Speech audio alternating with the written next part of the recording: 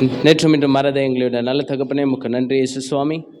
ஆவியானவர் நாங்கள் பேசும்போது நீங்கள் இடைப்படுங்க, ஒவ்வொரு இருதையும் தொடப்பட உதவி செய்யுங்க. இயேசுவின் மூலம் ஜெபிக்கிறோம் பிதாவே, ஆமென். ஆமென். Praise Lord.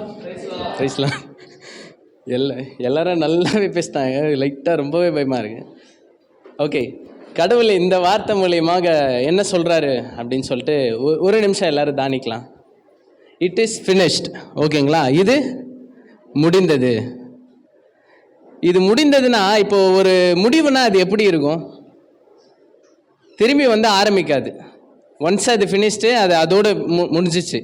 இப்போ நான் ஒரு விஷயத்தை வந்து யூஸ் பண்ணுறேன், ஒரு பூஸ்ட் வாங்குகிறேன், அதை நான் தொடர்ந்து சாப்பிட்டுட்டே இருக்கேன், அது முடிஞ்சிடுச்சுன்னா திரும்பி அது தேவைப்படும், வேணும் அப்படின்னு சொல்லிட்டு.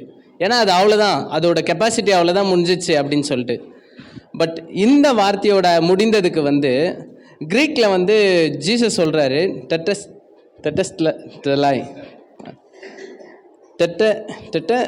டெட்டலெஸ்தாய் அப்படின்னு சொல்லிட்டு சொல்கிறாங்க.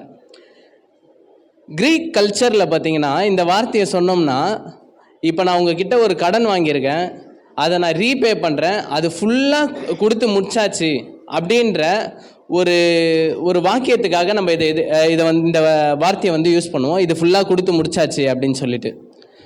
பட் டெட்டலெஸ்தாய் அந்த வார்த்தையோட மீனிங் வந்து பார்த்தீங்கன்னு வச்சிங்களேன், அது வந்து ஒரே ஒரு பார்ட், ப்ரெசன்ட் டென்ஸ் இல்லை, அது கண்டினியூஸ் டென்ஸ். அதாவது இனிமேலும் அது முடிந்தது அப்படின்ற ஒரு அர்த்தத்தை வந்து அந்த வார்த்தை வந்து குறிக்குது.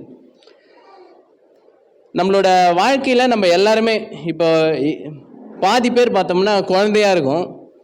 அதாவது உங்களுக்கு குழந்தை பிறந்திருக்குல்ல, எல்லாருமே ஒரு நிமிஷம் யோசிச்சு பார்க்கலாம். உங்களோட குழந்தைய நீங்கள் முதல் வாட்டி கையில் ஏந்தும் போது என்னெல்லாம் யோசிச்சிருப்போம் நம்ம? இந்த குழந்தை வந்து ஒரு நல்ல டாக்டர் ஆகணும், ஒரு நல்ல இன்ஜினியர் ஆகணும், அப்படி இல்லைன்னா நல்ல போலீஸ் ஆகணும் அப்படின்னு சொல்லிட்டு தன்னுடைய கனவுகளை வந்து அந்த குழந்தை செய்யணும்னு சொல்லிட்டு ஒரு ஏக்கத்தோடு தான் அந்த குழந்தை இந்த உலகத்தில் நம்ம பிறக்கும் போதே நம்ம அந்த கனவுகளோடு தான் அந்த நம்ம கையில் ஏந்துவோம். ஆனால் இங்கே ஒரு குழந்தை பிறக்குது. ஆனால் அந்த தகப்பனுக்கு தெரியும், யோசிச்சு பாருங்கள், சரியா உங்ககிட்ட சரி குழந்தெல்லாம் வேணாம், ஒரு அழகான ஒரு நாய்க்குட்டியை நான் உங்ககிட்ட கொடுக்குறேன், ஓகேங்களா? இன்றைக்கி என்ன டேட் ஆகுது? 18. 30ஆம் தேதி வரும்போது அந்த நாயை நீயே அடிச்சு கொன்று அப்படின்னு சொல்லிட்டு ஒரு பப்பியை உங்ககிட்ட கொடுத்தா என்ன பண்ணுவீங்க? என்ன பண்ணுவோம்? இல்லை, நீ கொல்லாத, ஏன்னா நீ சாப்பாடு போட்ட, அதை வந்து வளர்த்துட்ட.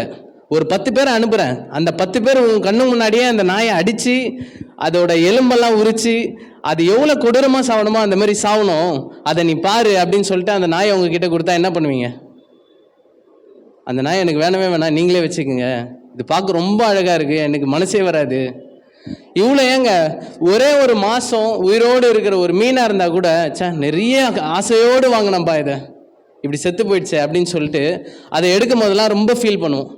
பட் யோசிச்சு பாருங்க, ஒரு நோக்கத்துக்காக ஒரு குழந்தை பிறக்குது. அதோட ஆசை டாக்டர் ஆகணும், இன்ஜினியர் ஆகணும், ஒரு பெரிய செல்வந்தன் ஆகணும்னு கிடையாது.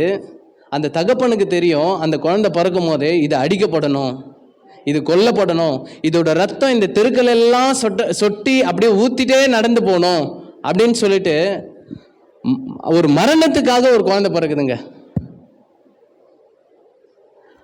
அந்த தகப்பன் எந்த அளவுக்கு இந்த தேசத்தை, இந்த நம்மளுடைய ரட்சிப்பு மேலே ஒரு அன்பு இருக்குன்னா, தன்னுடைய சொந்த மகனை இந்த உலகத்துக்காக தந்திருப்பார். யோசிச்சு பார்க்கலாமா? நான் இந்த குட் ஃப்ரைடேக்கு ரெடி ஆகும்போது யோசித்தேன், நம்ம பேண்ட்லலாம் எந்த ஒரு டாட் கூட இருக்கக்கூடாது. அயன் பண்ணும்போதெல்லாம் எங்கள் அம்மாவை 10 வாட்டி கேள்வி கேட்குறேன், இதை எதனா இதில் கை வச்சியா, எனக்கு தெரியாத மாதிரி எதனா இங்கே டாட் எதனா பத்து இருக்கா அப்படின்னு சொல்லிட்டு. இல்லை ஐயோ உன் துணியை நான் தொடவே இல்லைப்பா அப்படின்னாங்க. உடனே ஹாப்பியாக அதை அயன் பண்ணி எடுத்து போட்டு வந்தேன். பட் அந்த நம்மளை யோசிச்சு பாருங்கள், நம்மளோட வாழ்க்கையில் ஒரு அழகான ரட்சிப்பை கொடுக்கறதுக்கு, ஒரு சுத்தமான ஒரு பொலிவான வாழ்க்கையை கொடுக்கறதுக்கு ஒருத்தர் பிறக்கிறாரு. அவர் கொடூரமாக கொலை செய்யப்படுறாரு. அந்த கொடூரமான முடிவிலிருந்து ஆரம்பிக்கப்பட்டது தான் ஒரு அழகான ரட்சிப்பு. ஆமென். இன்னைக்கு கூட அந்த ரட்சிப்பு, அந்த முடிந்தது என்ற அந்த சொன்ன அந்த வார்த்தையை குறித்து கிறிஸ்துவங்க பைபிள்ல சபைக்கு நான் என்னையும் சேர்த்து சொல்லுவேன். நான் ரெகுலராக 7 மணிக்கு இந்த மீட்டிங் நடக்குதுன்னு தெரியும், ஆனால் என்னோட வேலைக்கு நான் இம்பார்ட்டன்ஸ் கொடுப்பேன். ஐயோ எதனா கேட்டுற போகிறாங்களோ அப்படின்னு சொல்லிட்டு. எனக்காக மரித்த தேவனை நான் அந்த இடத்துல அசட்டை பண்ணிட்டேன். சபை 9 மணிக்கு தெரியும், ஆனால் 9:30க்கு தான் நான் வருவேன். எனக்காக மரித்த தேவனை நான் அசட்டை பண்ணிட்டேன். நம்ம அசட்டை பண்ணிகிட்டே இருக்கோம். கிறிஸ்துவை தெரிந்த நாம் அசட்டை பண்ணுறோம். கிறிஸ்து அல்லாதவங்க இந்த முடிந்ததை நினச்சி எப்படி தெரியுமா பயப்படுறாங்க? இந்த பீகாரில் யூபிலெலாம் பார்த்தா சபையை இடிக்கிறாங்களாம். ஏன்னா அவர் முடிந்தது என்று அந்த சொன்ன அந்த வார்த்தை ஒரு ரட்சிப்பை வச்சுட்டு போயிடுச்சு. அது நிலையான ரட்சிப்பாயிடுச்சு. நீ எந்த மதத்திருந்தவனை சேர்ந்திருந்தவனா இருந்தாலும் அந்த வார்த்தையை விசுவாசிச்சு இந்த கடவுள் எனக்காக எதுனா செய்வார்னு நினச்சா உன் வாழ்க்கை மாறிடும். அதனால யூபியில் இருக்கிற இந்துஸ் என்ன பண்ணுறாங்க? சபையை இடிக்கிறாங்க, டெமாலிஷ் பண்ணுறாங்க. ஏன்னா அந்த வார்த்தை இன்ன வரைக்கும் உயிர் உள்ளதாக இருக்குது. மேபி நம்மளுக்கு தெரியாமல் இருக்கலாம், நம்மளுடைய வாழ்க்கையில் நம்ம அந்த ஒரு ஆசீர்வாதங்களை உபயோகப்படுத்த முடியாதவங்களா இருக்கலாம். அந்த ஆசீர்வாதத்தை கண்டு கிறிஸ்து அல்லாதவங்க பயப்படுறாங்க. இந்த சபை இங்கே இருந்ததுன்னா இங்கே இருக்கிறவங்க கன்வெர்ட் ஆகிடுவாங்க. இந்த சபையை இடிங்க. இந்த பாஸ்டர் இங்கே இருந்தானா எதனா பண்ணுவான், அவன் வாயில் சாராயத்தை ஊற்றி அவனை கொலை பண்ணிட்டு. இவன் இங்கே இருந்தானா இங்கே இருக்கிறவங்க எல்லாரையும் ரட்சிப்புக்குள்ளாக வழிநடத்திடுவான். ஏன்னா அந்த முடிந்தது என்ற அந்த சொன்ன வார்த்தை உயிரோடு இருக்கிறதுனால 2 குழந்தைங்களையும் அவரு அந்த மிஷினரிகளையும் அந்த காரோட எரிச்சிரு. இவங்களோட சாம்பல் கூட கிடைக்கக்கூடாது. கிறிஸ்து அல்லாதவர்கள் அந்த முடிந்ததை கண்டு இன்னமும் பயப்படுறாங்க. ஏன்னா அந்த வார்த்தை உயிர் உள்ளதாக இருக்குது. நம்மளுடைய வாழ்க்கையில் நம்ம நிறைய இடங்களில் நின்று இருக்கலாம், நிறைய சூழ்நிலைகள் இருக்கலாம். சபைக்கு வர்றதுக்கு முன்னாடி ஒரு ஆசீர்வாதத்தை கடவுள் உங்களுடைய எல்லாருடைய வாழ்க்கையிலும் செய்திருப்பார்.